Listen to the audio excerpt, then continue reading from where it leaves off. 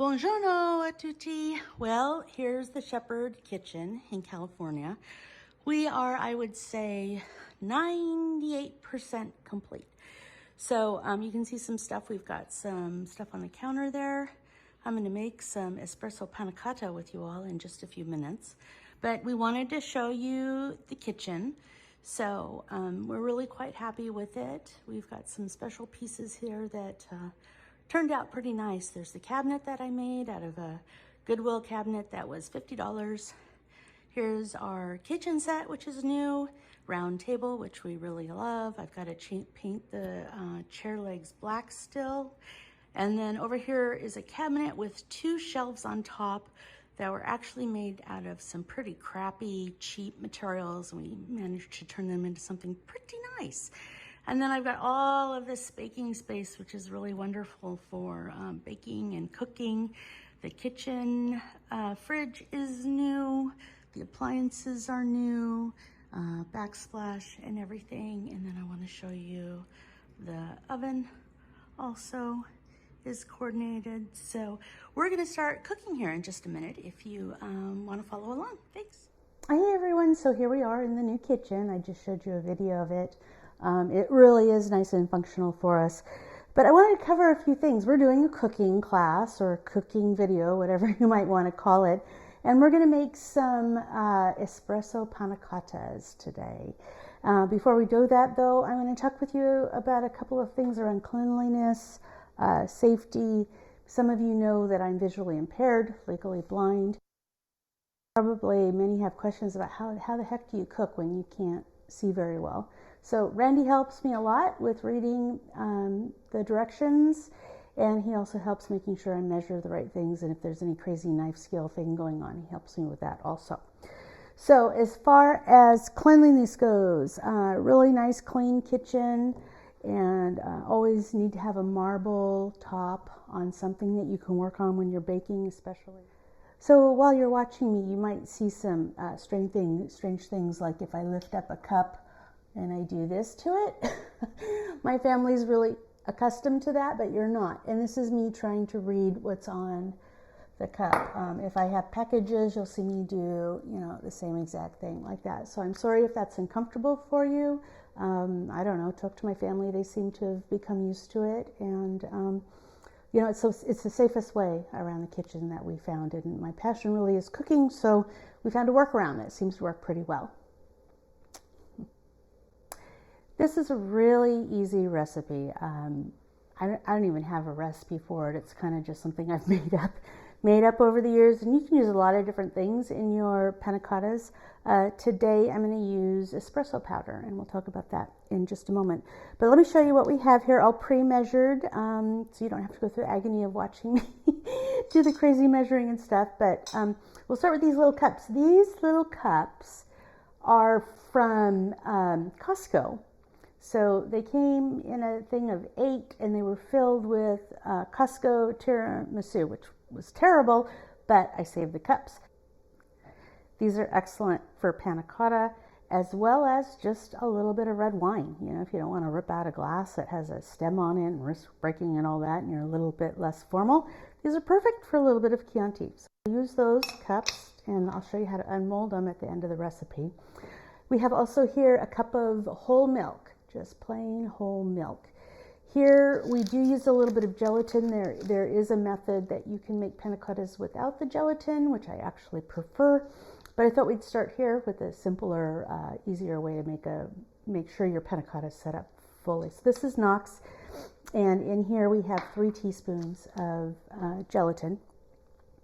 And then we have 3 cups of heavy whipping cream. Now don't cheap out on the cream here. You want to get good quality heavy whipping cream or double cream. And then for this one, we are making espresso panna cotta. So this is our espresso powder, and there is 6 teaspoons in there. And this is a really good brand. This is from King Arthur Espresso Powder, and it's just really good, high quality, and I really like it. And then a half cup of sugar and just a couple pinches of salt. And as we finish up the dessert, we will do some plating and decorations using some white chocolate, and I think I have some dark chocolate too that we might use. The first thing that we're going to do, this is a super simple recipe, is we're going to take that 1 cup of whole milk and put it in a nice medium size. I forgot to mention, this is a double recipe. It's probably going to make 6 or 8 of these little guys here. And what we found with panna cotta is if you use a regular panna cotta mold, it's never really enough. But if you use these little guys, you can have 2. And then it's plenty. So anyway, we have the whole milk in here, and then we're going to sprinkle the gelatin all over it, you know, nice and evenly across the milk. And make sure you get it in there really good, and then we're going to just let it, what's called blooming. So we're going to let it bloom for 5 minutes, and then we'll be right back. I'm back here over on the counter, and this is where you just really kind of dump the rest of the ingredients in. So if you remember, this is 3 cups of cream. And the beauty of this dessert is you're not, well, with the gelatin, you don't have to use any egg yolks to get things to stand up, so you don't have to worry about your mixture curdling or breaking. So anyway, you just gradually stir in the 3 cups of heavy whipping cream.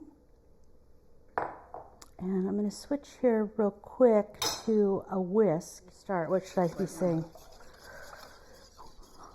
Just finish pouring that last bit of the heavy cream in.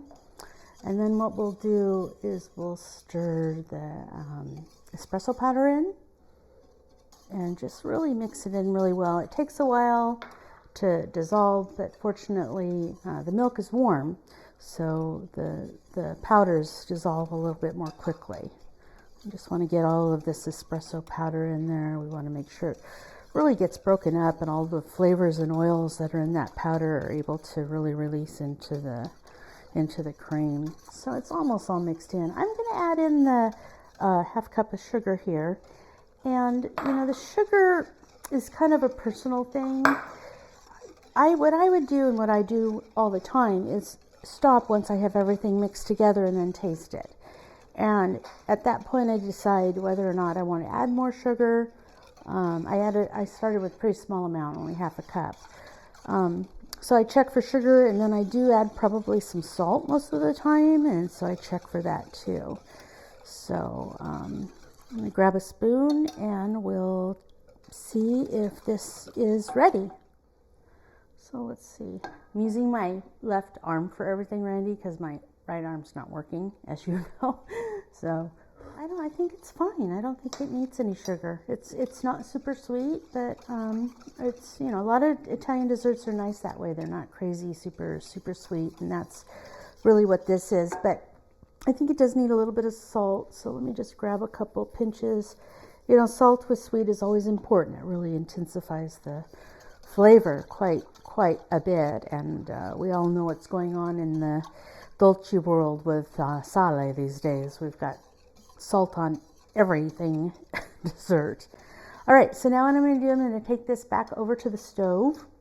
I'm going to switch back to my little spatula here, and we're going to cook it over low heat for about 5 minutes.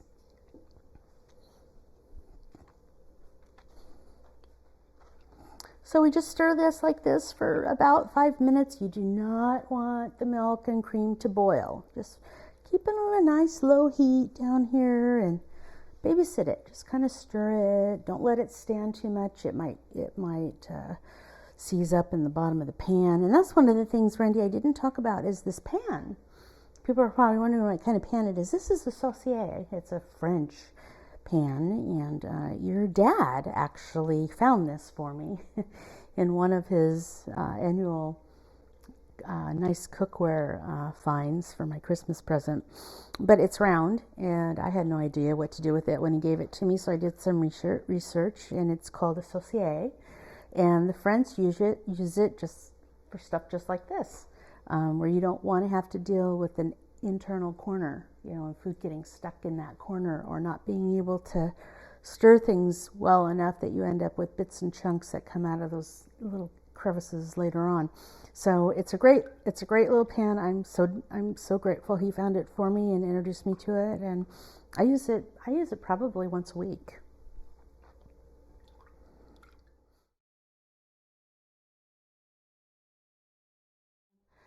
Okay, so here's an area where Randy's really helpful in the kitchen. Very rarely do I ever bring it on over here, honey. Very rarely do I ever strain anything, hot water, hot liquids. I always have Randy do it for me.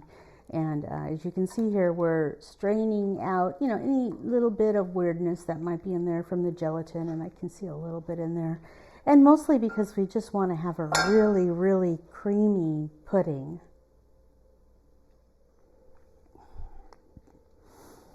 After pressing everything through the sieve, this is what you come out with, a really glossy, pretty cream type of liquid.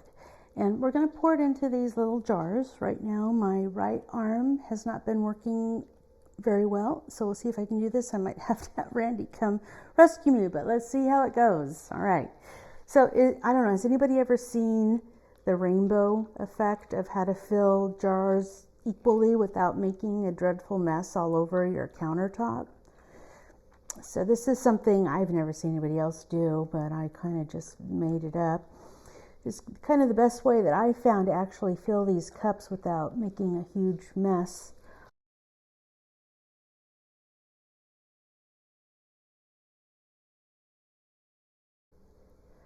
So we're going to put them on this tray. I actually let it cool down a little bit.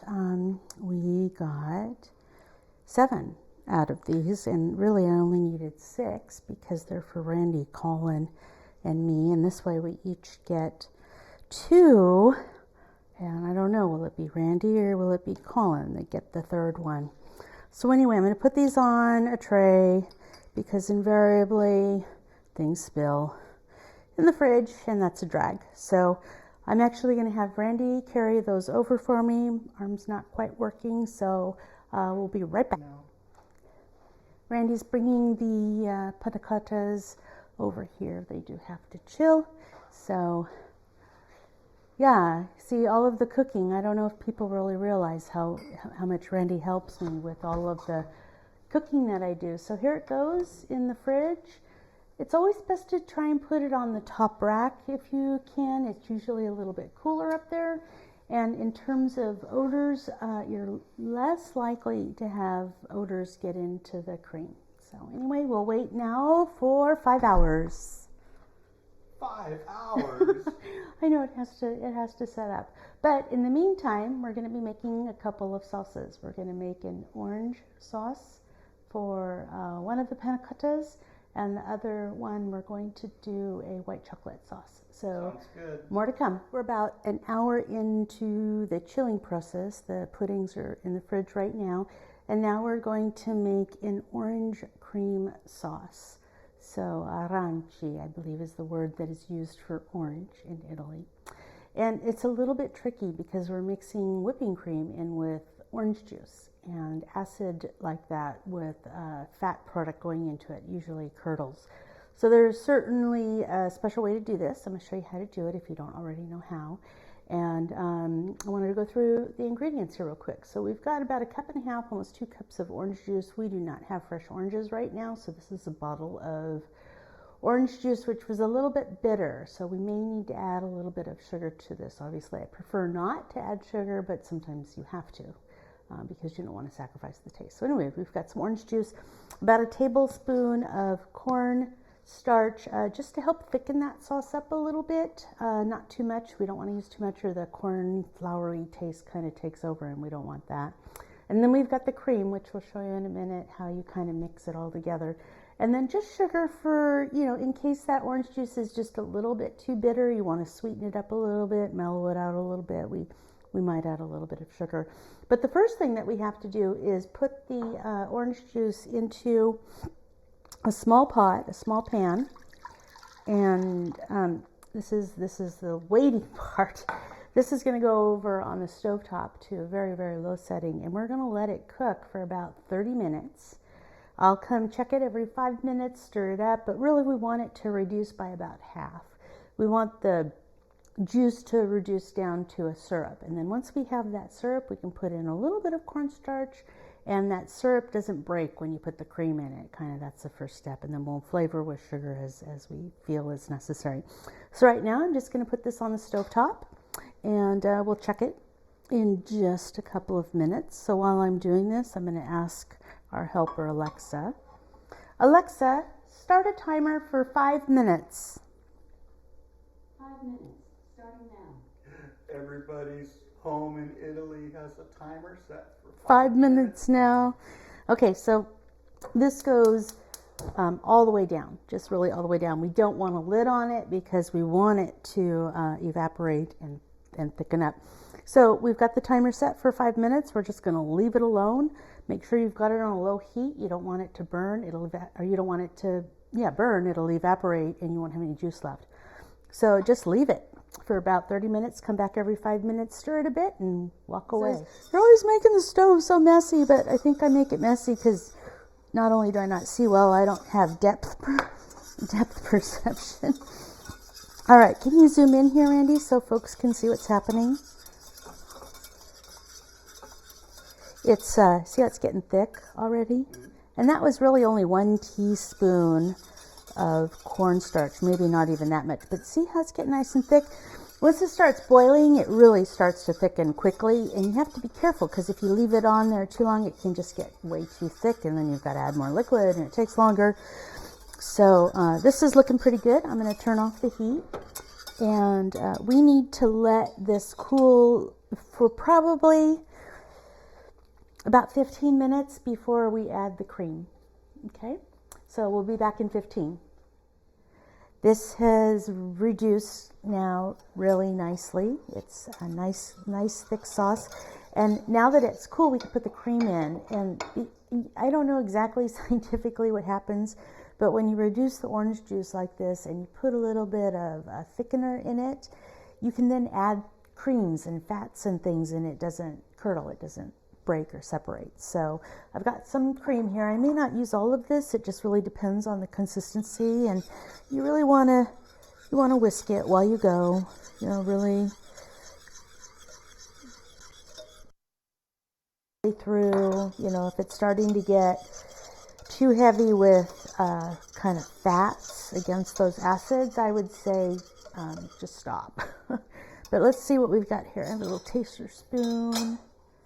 Let me get a paper towel here, and we're gonna taste this and see if it needs sugar or if it needs anything. So let's see how it goes here.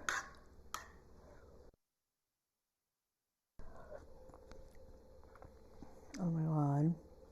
You know what it tastes like? An orange-sicle. What would an orange-sicle and an espresso panna cotta tastes like? I guess we'll find out, huh?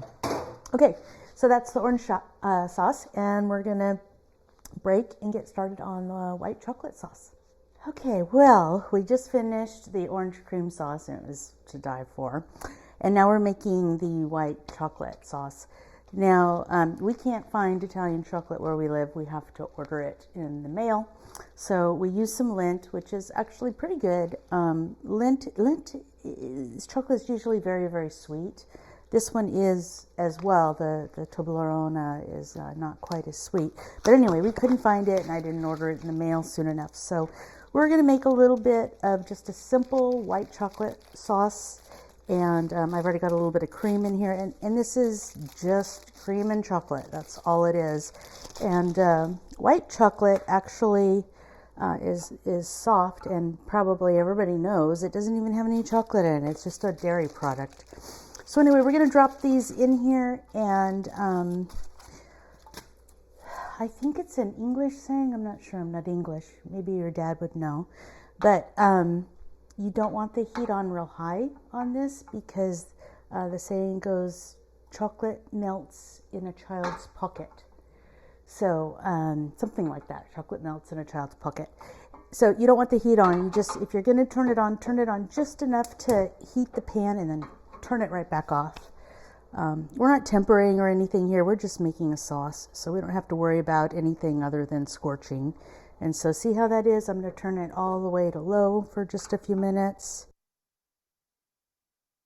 Hot, and then I'll probably just turn it off in a second because you can you see, Randy, how quickly that's melting in there? Can everyone see it? It's just, you know, and the darker chocolates are better. They're not as soft, but these white chocolates are pretty darn soft. So I feel still pretty warm there, so it's really melting on its own. You just have to be patient. You know, that's one of the things I've noticed between the differences between savory cooking and baking or pastries or whatever is the savory stuff. You can kind of throw it together and literally put it in a pan and walk away. And the stuff, when it comes to baking, it's a whole different story. Everything needs to be pretty darn precise. But this is a simple sauce. It really doesn't take much. You can see here that the sauce is completely melted now. So I'm going to add, this is leftover cream. The cat can't be on the counter when I'm cooking, Randy. Should we stop? No. Oh, you know, they're not supposed to be on the counters. He's just so ornery. You know, I was outside today and I heard something. I was on the rocking chair outside of our bedroom and I heard something scratching. I thought, well, what the heck's that? Because Scarlett was right in front of me. And I turn around. I have the screen door closed and the slider open to get some fresh air in here. And Fuji is freaking on the screen like this with all 4 feet on the top of the bedroom screen to the slider. He is evil cat. He's evil cat, and he doesn't listen. All the other kitties listen, but Fuji doesn't listen. All right, so I digress. I'm adding just some cream in here with the chocolate to loosen it up a little bit. You know, it doesn't need any more sugar. It's got plenty of sugar in it already. See, this is really interesting. Tobelarone, Italian chocolate. See how this is almost yellow? Can you see that, Randy? Italian chocolate doesn't do that. This is just I think because of the pure sugar content in here. I don't know. But anyway, it's a Swiss chocolate, so it's a good one. Okay, that's our sauce. I think it's done. So I'm going to put this away and then pour the sauce into a squeezy bottle and then we'll plate. Okay, so we've got our sauces here. This is the white chocolate one that we just made. This is the orange one that tastes like a creamsicle that we just made. And this is like, I don't know, just crack for adults. It is organic pomegranate molasses. I'm sure the Italians know all about this, but I've just discovered it in America and it is absolutely phenomenal. So when we're living in Italy, Randy, hopefully we can get a lot of pomegranates and make some of this stuff. It's really, really good. So we have that. And then we have our Espresso Panna Cotta. What day is it, Randy? What day did I make the panna cottas, Randy? 3 years ago. 2 days ago. Not 3 days ago. We had a little bit of drama in our family, but we got back on track and we ate all of the panna cottas except one that I hid.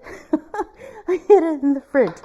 So anyway, we're going to see if I can get this to come out of the glass because it's been in the fridge for a couple of days. I'm sure it still tastes really good, but yeah, we have to stay on top of our videos and editing a little bit better. So what I usually do is I just kind of run the knife around the edge just a little bit to loosen it up, turn the plate over, and then just, you know, wait and pray that it drops, and wait and wait and pray and wait. Okay, cut. So I think we're there. Let's see if it works this time. I actually cheated, Randy, because we were waiting. Looks like you need to cheat someone. There's an air bubble in there. I can actually see it. There it is. Woohoo! We did it. So I did cheat. I used my, if all else fails, bring out the power tools. This is my, can you see that? Cool. It's my torch. And if you can't get these darn things out, run them under a little bit of water, loosen them up, or bring out the blowtorch, because that always works. All right, so we're going to plate this, and I think what we should do is kind of a design like a yin and yang. Should we do yin and yang with orange and... I like the hearts. I can do the hearts inside of a yin and yang, or just down the middle? Do the hearts like you did. All right, well, okay, so do you want more orange or more chocolate, or just even? Just the way you did it. Okay, so let's get the orange out here. See how wonderful these bottles are? I've got a story about these bottles too, Randy. I've got a lot of stories, don't I? Okay, so these bottles, if you don't have any of these bottles, you need to get them. I just got these, I think I bought these bottles actually a couple years ago. They were $3 on Amazon. And I've used one, and I've been really using them lately, and they're so handy. And I was just like being really cheap and going, yeah, I don't really need them. I can make do with a spoon or whatever. But for $3, I got 6 or 7 of them. And they just make work so much easier. They just make everything that you do that much easier. This is the white chocolate sauce. So let's get that in there. Right. Yeah, like that. Yeah, we'll have to get the Tobelarone chocolate and try that. Okay, and the crack for adults, pomegranate. So I just do a couple drops, close there.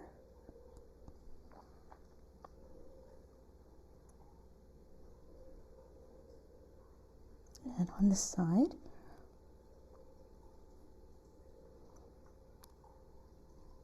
See how close I am? Now I'm learning your trade secret. Yeah, I shouldn't be giving my secrets out. You know, really the reason I'm sharing this with people is because I want them to, you know, kind of think about what kind of things we might serve in the cellar, for dinner. Let me get I need a toothpick. Here we go. Close. That's so many spices and stuff, it's crazy. Okay, so hearts, which way do you want them to go? Do you want the hearts to go up or down? So this is facing you. I'm preparing this for you, Randy. Okay. So I'm going to make your hearts go toward you. Like that. Yeah? Ooh, ah.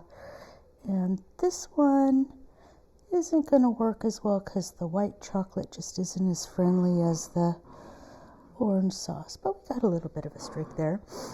So what I'd like to do now is just take a little tiny bit of this orange, kind of dollop in the middle just a tad. And then take the, what is going on with the animals, Randy? Scarlett sounds like she's attacking everybody. She's going to get hurt one of these days by those cats. What's she doing over there? Trying to get Fuji? Oh. Get what off? Oh, she might be hot. Yeah, it's warm in here.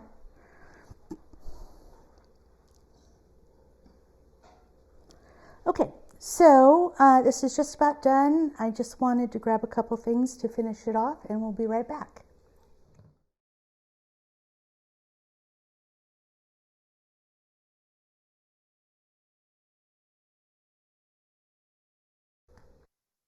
Okay, this is really pretty. So the rose came from the front yard, and this is actually an Italian tablecloth and napkin set that I have that we haven't used yet, and a little shovel there. How cute that is. And a rose from the front yard. I think it's the last rose of the season. So that is our Espresso Panna Cotta with a orange creme sauce with white chocolate sauce, and it's studded with what do you call pomegranate molasses. So anyway, we've already had 2 of our own, but I don't know. Should we eat this one too? After dinner. gosh. You know, they know that I've been eating dessert for dinner lately because I haven't been into cooking. But anyway, there it is. We'll get the recipe and the measurements in the text below. Okay. Thanks, everyone. Ciao, ciao. Bye.